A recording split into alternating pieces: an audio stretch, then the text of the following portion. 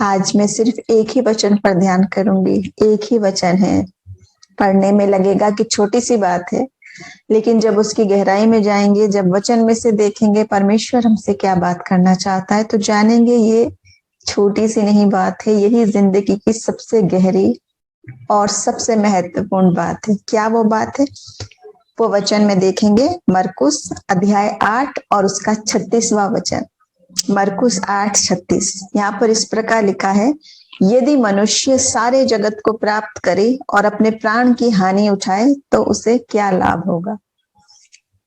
एक ही वाक्य है, पढ़ने में लगेंगे कि ये तो सभी लोग बोलते रहते हैं, ये उपदेश, इसमें क्या नई बात है। लेकिन वचन हमें कुछ बताता है कि वो नई बात है जो सारे जगत की बात नहीं है, जो जगत से बाहर की बात है, जो स्वर्गीय बात है। सिर्फ उतनी बात नहीं है मनुष्य की सीमा की, मनुष्य की बुद्धि के स्तर की, बल्कि उससे गहरी बात। वो क्या बात है?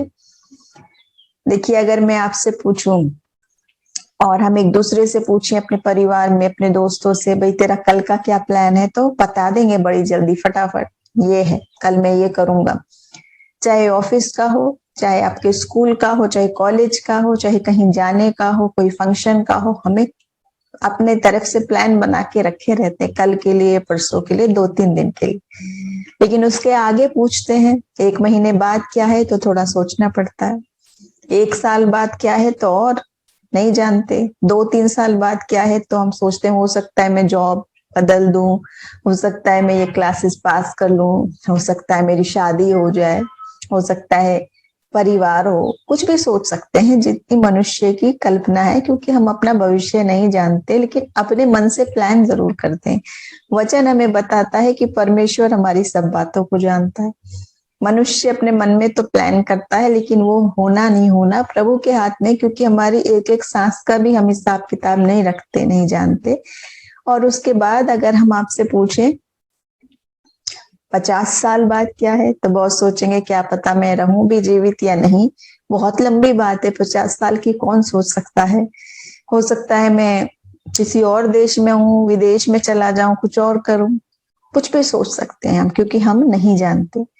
लेकिन अगर हम सोचे 200, 300, 400 साल बाद की बात, तो हम सोचेंगे ये कोई सवाल ही नहीं है, ये बेसिर पैर की बात है, ये बेवकूफी की बात है, क्योंकि उतना जीवन नहीं होता हमारा। इंसानी बुद्धि से सोच रहे हैं, लेकिन वचन क्या बता रहा है आपको और मुझे? 500, 600 तो कुछ भी नहीं है। परमेश्वर को जो बात बता रहा है अनंत जीवन की, वो बात है जिसका अंत ही नहीं है, जिसकी गिनती ही नहीं है, गिन ही नहीं सकते आप, हमेशा हमेशा की।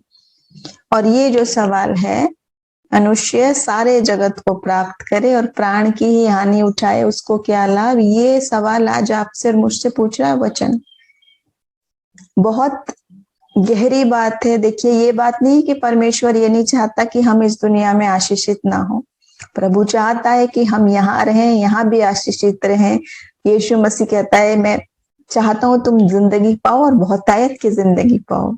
और वो कहता है, मार्ग, सत्य और जीवन में ही हूं। वही वो मार्ग है और वो सच है, वो बात सत्य का मार्ग है, और वो मार्ग जीवन है, स्वयं में जीवन है, अनंत जीवन। और वचन हमें सिर्फ 2 ही रास्ते बताता है, अनंत जीवन या अनंत मृत्यु, बस, तीसरा नहीं।